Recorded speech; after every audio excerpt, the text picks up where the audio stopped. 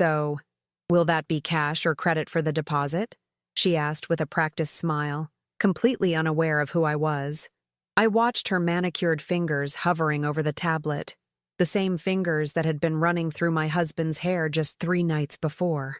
The massive diamond on her right hand caught the light, probably purchased with the money from clients like me, clients whose husbands weren't sleeping with her. Credit, I replied calmly, sliding my platinum card across the table. And I'd like everything to be perfect. It's our 15th anniversary, after all. I saw a flicker, something behind her eyes, as she registered the name on the card. Davidson, the same last name as her lover, my husband. For a moment, I thought she might faint. Her perfectly bronzed complexion turned ashen as she connected the dots.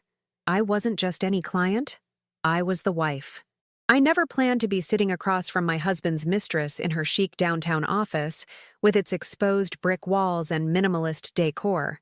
3 weeks ago, I was blissfully planning our anniversary party myself.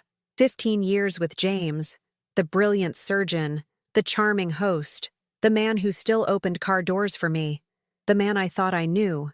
The affair revealed itself in the most mundane way possible. A text notification on his phone while he showered. Can't wait for tomorrow night. Same room as last time. From someone saved simply as A. When I confronted him, he denied everything at first. Then came the classic lines. It didn't mean anything. It was just physical. He still loved me. Mrs. Davidson? Her voice snapped me back to the present. She was regaining her composure, professional mask sliding back into place. I'm Amanda. I'll be your event coordinator. Amanda. So that's what the A stood for. Lovely to meet you, Amanda, I said, my voice steady despite the storm inside me. I've heard your company is the best in the city for handling delicate situations.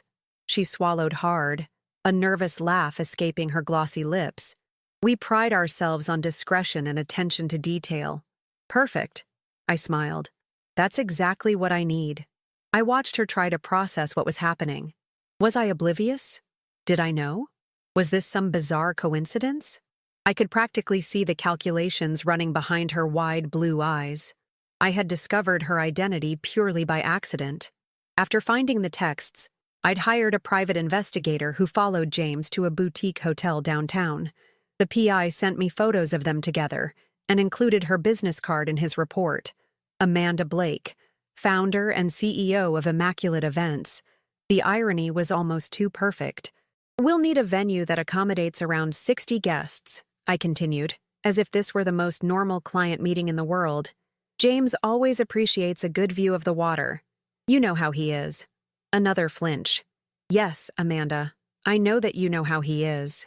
Of course, she managed, typing something into her tablet with trembling fingers. And for the menu? Any preferences or dietary restrictions to consider?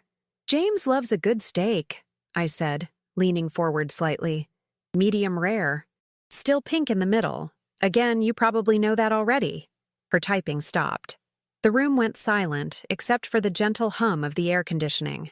Mrs. Davidson, I think there might be a misunderstanding. No misunderstanding at all, I cut her off, my smile never wavering. I know exactly who you are, Amanda, just as I know exactly what I'm doing. The tablet slipped from her hands, clattering onto the glass table between us. A perfect metaphor for her carefully constructed world beginning to shatter. I could have gone to any event planner in the city, I continued, but when I realized who you were, it felt like destiny. Who better to help me celebrate 15 years of marriage than the woman trying to destroy it?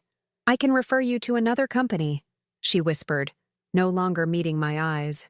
But I don't want another company. I want you, Amanda. I reached across and placed my hand over hers. She flinched at my touch. You're going to plan the most spectacular anniversary party this city has ever seen. And you're going to do it knowing that every beautiful detail, every perfect moment, is part of my plan. What plan? Her voice was barely audible. I stood up, gathering my purse and jacket. You'll find out soon enough. I expect your proposal by the end of the week. Spare no expense. James insists on the best. But then, you already know that too. As I walked toward the door, I turned back one last time. She sat frozen, staring at my credit card on the table like it was a ticking bomb. "Oh, and Amanda? This stays between us. If you tell James about our arrangement, or if you refuse to work with me, I'll make sure everyone in your life knows what you really are. Your clients, your family, your friends, everyone." I closed the door behind me, stepped into the elevator, and finally allowed myself to feel the anger, the betrayal, the raw, searing pain of it all. But beneath that pain was something else, something powerful. For the first time since discovering the affair, I felt in control. The weeks that followed our first meeting were a masterclass in uncomfortable tension. Amanda would email me event details during the day, then sleep with my husband at night. I'd approve her elegant design concepts in the morning, knowing she'd been wrapped in his arms just hours before. It was psychological warfare, and I was winning. "The flowers look beautiful," I said during our third planning meeting, flipping through her proposed arrangements. "Especially these." I pointed to a stunning display of red roses. "Thank you," she replied stiffly. "They're premium imported. From Ecuador." I finished her sentence. "James sent me the same ones last Valentine's Day.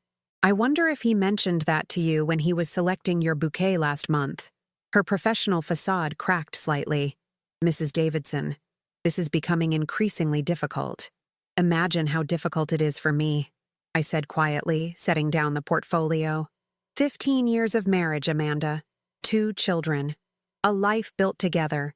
Did he tell you about our daughter's piano recitals that he never misses? Or how he still leaves me love notes in my coffee mug on Monday mornings?" She looked away, guilt momentarily flashing across her face. "No, he didn't mention those things? Just like he probably didn't mention me at all, except as the nagging wife who doesn't understand him, the boring suburban mom who lost her spark. Is that how he painted me?" "We don't have to do this," she whispered. "I can recommend another planner. Someone excellent. But we're having so much fun," I smiled. "And you're doing such a wonderful job. James will be so surprised." That was the part that kept me going through this charade. James had no idea what I was planning.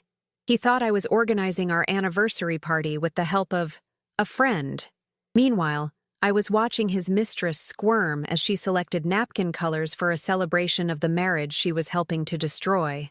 Back at home, James and I performed our own charade. He'd come home late from emergency surgeries that never appeared on the hospital schedule. I'd pretend to believe him. He'd ask about the anniversary party preparations, and I'd share just enough details to keep him interested without revealing my secret weapon. "The venue is stunning," I told him one night over dinner. "Floor-to-ceiling windows overlooking the harbor."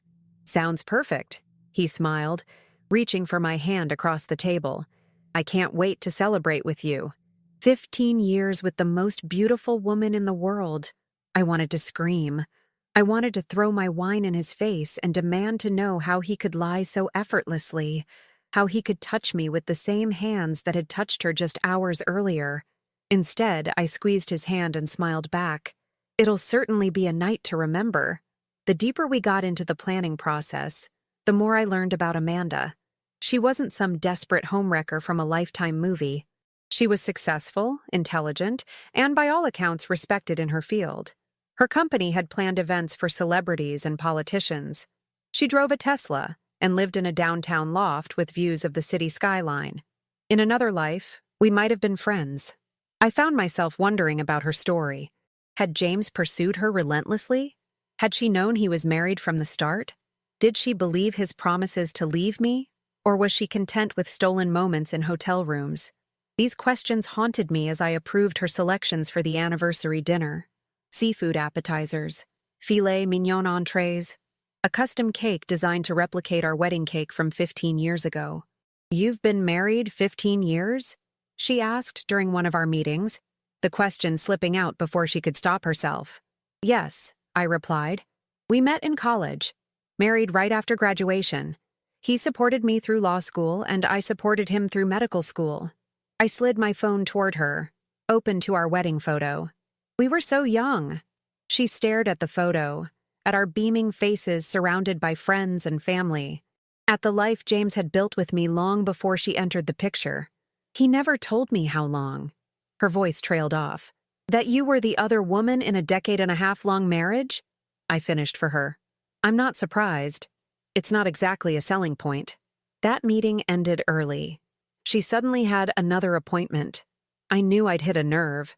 The truth was beginning to seep through the cracks of whatever fantasy James had created for her.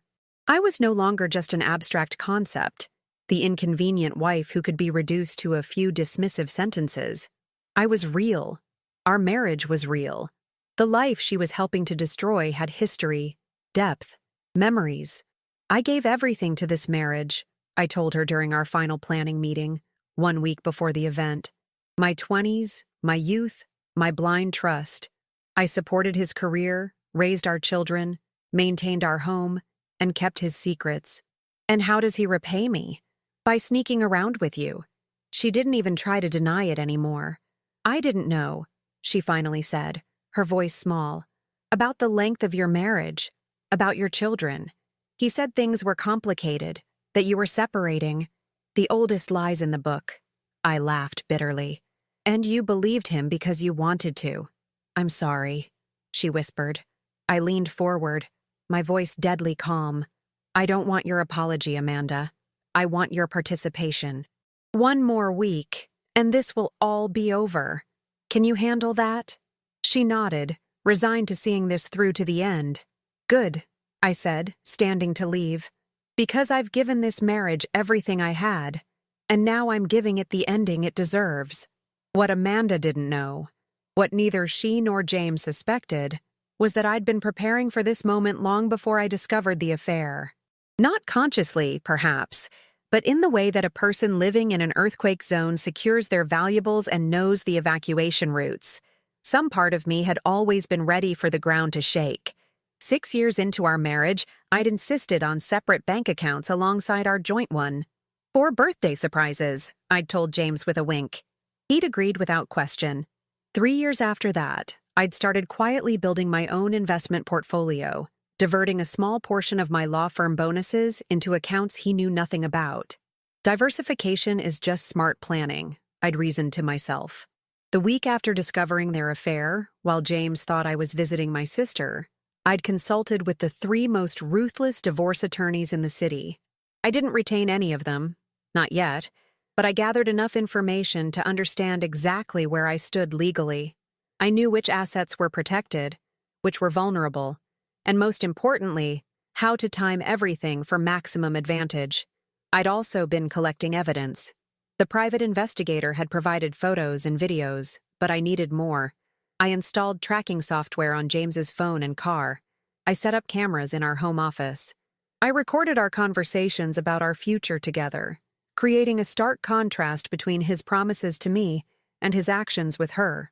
Most crucially, I'd been watching Amanda's company for weaknesses. Public records revealed that Immaculate Events had recently expanded, taking on significant debt to open a second location. Her business was stretched thin, vulnerable. One major scandal could topple everything she'd built. As the anniversary party approached, I finalized the guest list with methodical precision.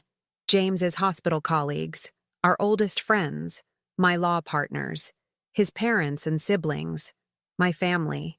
Even our children would attend the beginning of the evening before being whisked away by my sister for a cousin's sleepover. Every person who mattered in our lives would be there to witness what I had planned. The slideshow is ready for review, Amanda told me 3 days before the event, her voice professional despite the obvious strain between us. It's a digital journey through your 15 years together, as requested. Perfect, I smiled. And did you include space for my special edition at the end? Yes, 5 minutes of blank time for your surprise finale, she confirmed, though her eyes betrayed her curiosity. What she didn't know was that I'd created 2 versions of the slideshow finale. The one I shared with her contained benign photos from our recent family vacation. The one that would actually play at the event was very, very different. 2 days before the party, I visited the venue for a final walkthrough. The waterfront restaurant had been transformed exactly as I'd envisioned. Elegant white linens, crystal glassware that caught the light, centerpieces featuring roses identical to those James regularly purchased for both me and his mistress. The microphone will be set up here, Amanda demonstrated, pointing to a small podium near the dance floor. "For your toast and any other speeches." "It's perfect," I said, visualizing the scene that would unfold. "Everything is absolutely perfect." That night, James kissed me as he left for the hospital. "Emergency surgery," he explained, though we both knew he was meeting her. "Don't wait up." "I won't," I assured him, returning his kiss. "I have some anniversary surprises to finalize anyway." After he left, I opened my laptop and made the final adjustments to my plan. First, I confirmed the private security team I'd hired, former military professionals who specialized in discreet intervention. Next, I sent encrypted files to key individuals who would attend the party, with instructions not to open them until receiving a specific text from me. Finally, I opened my personal safe and removed the envelope I'd prepared weeks earlier. Inside was evidence of every aspect of their affair: dates, times, locations, photographs. Also included were financial records showing suspicious transfers from our joint account to an unknown entity that my forensic accountant had traced back to Amanda's personal account. The last document in the envelope was the most damning: proof that James had invested in Amanda's business expansion using our joint funds without my knowledge or consent. Nearly $200,000 transferred in small amounts over 6 months, disguised as medical conference expenses. Not just an affair, then. Financial infidelity, too. I sealed the envelope again and placed it in my purse for the party. Everything was in place. The morning of our anniversary, James surprised me with breakfast in bed and a stunning sapphire necklace that matched my eyes. 15 years with my soulmate, the card read in his familiar handwriting. "Forever yours, Jay." I wondered if he'd already selected a gift for Amanda, too. Perhaps for their 1-year affair anniversary? The thought made me want to rip the necklace from my throat, but instead, I smiled and thanked him. I even let him fasten it around my neck, his fingers brushing against my skin in a gesture that once would have sent shivers down my spine. "I can't wait for tonight," he whispered in my ear. "Just you and me, celebrating our life together." "Just you and me," I agreed, meeting his eyes in the mirror. "And about 60 of our closest friends and family. And then, after the party," he continued, "I have another surprise planned." I turned to face him, genuine curiosity breaking through my facade. "What kind of surprise?" "If I told you, it wouldn't be a surprise," he laughed, kissing my forehead. "But trust me, it's going to change everything." For a fleeting moment, I wondered if he planned to end things with Amanda that night. If this elaborate anniversary celebration was his way of recommitting to our marriage. If I was about to destroy a relationship that might have healed on its own. Then I remembered the hotel receipts. The lies, the money, the way he could look me in the eyes and make promises he never intended to keep. No, there would be no reconciliation. No forgiveness without consequences. No easy path back to what we had before. "I'm counting on it," I told him, my smile never reaching my eyes. "Tonight will definitely change everything." The event space was breathtaking as guests began to arrive. Soft lighting cast a golden glow over the room, while floor-to-ceiling windows framed the harbor at sunset. Amanda had outdone herself, creating an atmosphere of elegant celebration that perfectly masked the tension bubbling beneath the surface. I greeted each guest personally, accepting congratulations and compliments on my midnight blue gown with practiced grace. James worked the room like the charming host he'd always been, his hand resting possessively on the small of my back whenever we stood together. The perfect couple celebrating a perfect milestone. From across the room, I spotted Amanda directing her staff, professional to the core despite knowing what this night represented. Our eyes met briefly. I raised my champagne glass in a small salute. She gave a tight nod before disappearing into the kitchen. "You've outdone yourself," James whispered in my ear as dinner was served. "Everything is incredible. I've never loved you more than I do right now." I squeezed his hand. "Wait until you see what's coming next." The dinner proceeded according to plan. Exquisite food, flowing wine, laughter and conversation filling the room as friends and family celebrated our supposed marital bliss. James's parents gave a touching toast about witnessing our love story from the beginning. My father spoke about welcoming James into the family. Our children shared sweet, rehearsed comments about having the best parents ever. Through it all, I maintained my composure, laughing at the right moments, wiping away appropriate tears, playing the role of devoted wife one final time. After the dessert plates were cleared, Amanda approached our table. "Mrs. Davidson, we're ready for the slideshow whenever you'd like to begin." "Thank you, Amanda," I said warmly. "James, this is Amanda Blake. She's the event planner who helped me put all this together." James extended his hand automatically, then froze as recognition dawned. The color drained from his face as he realized his wife and his mistress were standing together, smiling at him. "You two have worked together?" he managed, his voice strained. "Oh, yes," I replied cheerfully. "Amanda and I have spent weeks planning tonight. She's been absolutely invaluable. Isn't that right, Amanda?" She nodded stiffly. "It's been educational." James looked between us, clearly trying to understand what was happening. Before he could speak, I turned to the room and tapped my glass with a spoon. "Everyone, if I could have your attention. James and I want to thank you all for sharing this special evening with us. 15 years of marriage is worth celebrating, and we're so grateful to have you here as witnesses to our journey." Applause filled the room. James stood beside me, his body tense with uncertainty. "Before we move to the dance floor, we've prepared a special slideshow looking back at our years together," I continued. "Amanda, would you dim the lights, please?" The room darkened as a projection screen descended from the ceiling. The slideshow began with our wedding photos, then progressed through the highlights of our marriage, the birth of our children, family vacations, holiday celebrations, professional milestones, a carefully curated history of our shared life, set to our wedding song. James gradually relaxed beside me, likely believing this was simply a sentimental presentation. His hand found mine in the darkness, and I allowed him this final moment of false security. As the official slideshow concluded, the screen went momentarily black. James leaned toward me. "That was beautiful, sweetheart. Thank you for—" The screen illuminated again. But instead of our family vacation photos, it displayed the first incriminating image. James and Amanda entering a hotel together, his hand intimately placed on her lower back. A collective gasp rippled through the room. The next slide, James kissing Amanda in his car outside her apartment building. Then, bank statements showing transfers from our joint account to hers. Then, a text exchange where James complained about having to attend this stupid anniversary party when he'd rather be with her.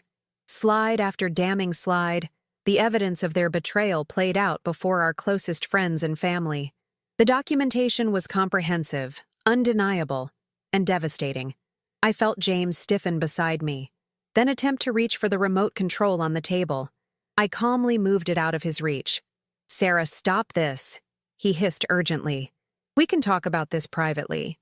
"Why would we do that?" I asked innocently. "I thought anniversaries were about honesty and reflection. I'm just sharing our complete story with the people who matter most to us." The final slide appeared, a legal document highlighting the financial fraud James had committed by transferring our joint assets without my knowledge or consent. The lights came up.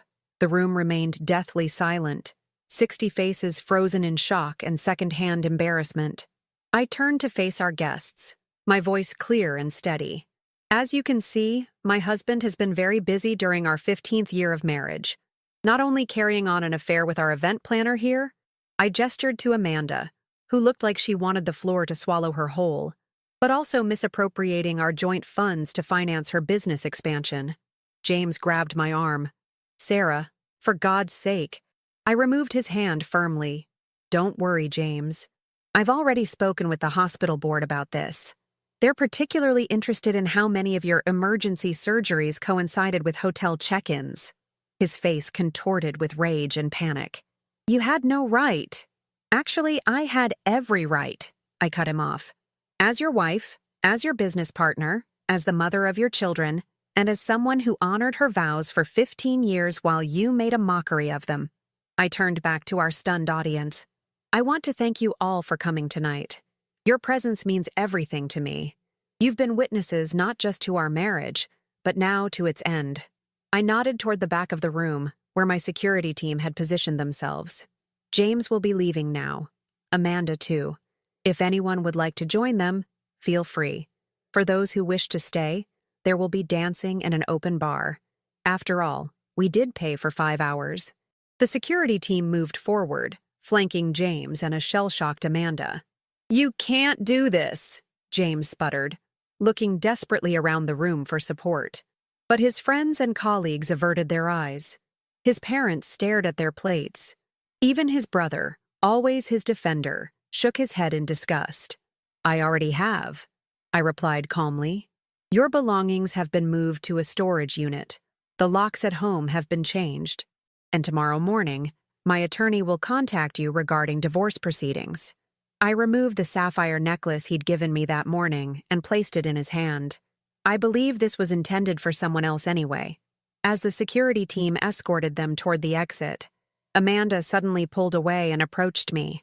Security moved to intercept her, but I waved them off. "I truly didn't know how serious it was," she said quietly. "I thought you were separated." "I thought—" "It doesn't matter what you thought," I interrupted. "You chose to get involved with a married man. You accepted money that wasn't his to give.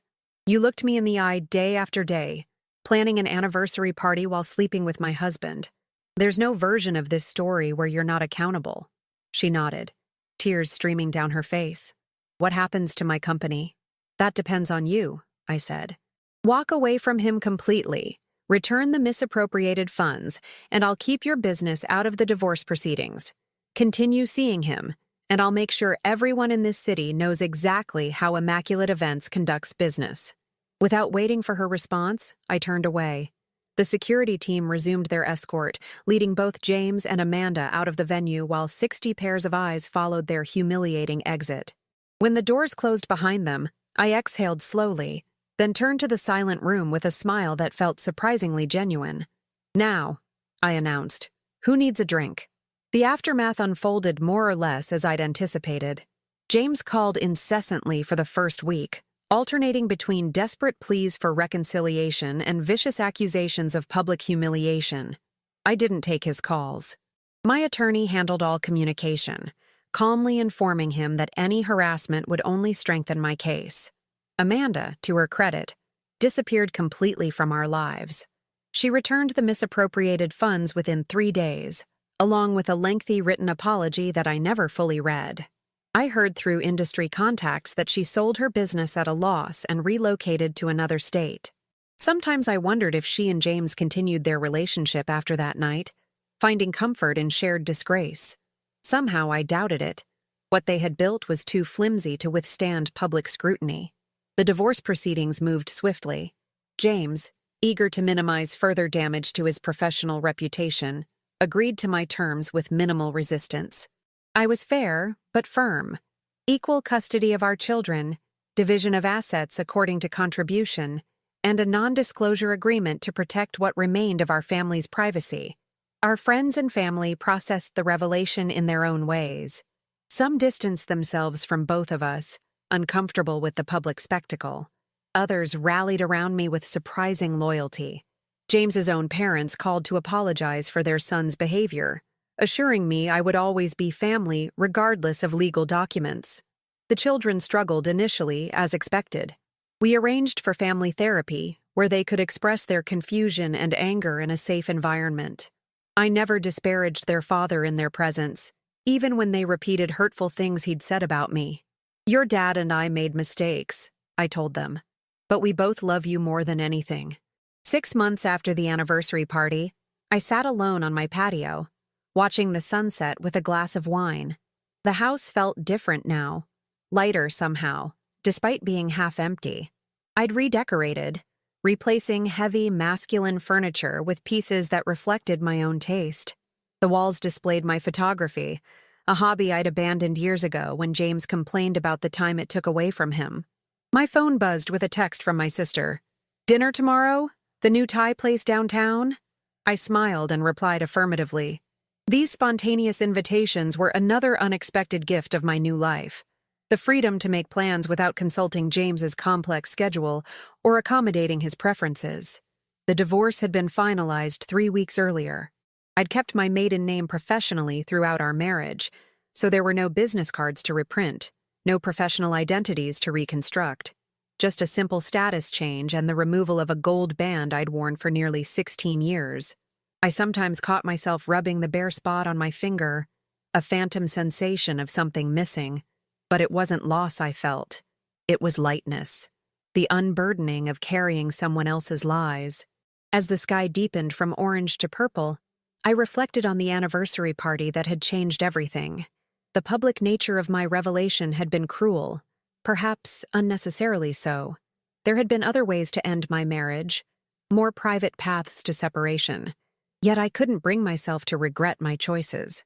For 15 years, I had been silently accommodating, rearranging my life around James's needs and overlooking red flags that should have waved vibrantly in my face. The public revelation wasn't just about punishing James and Amanda.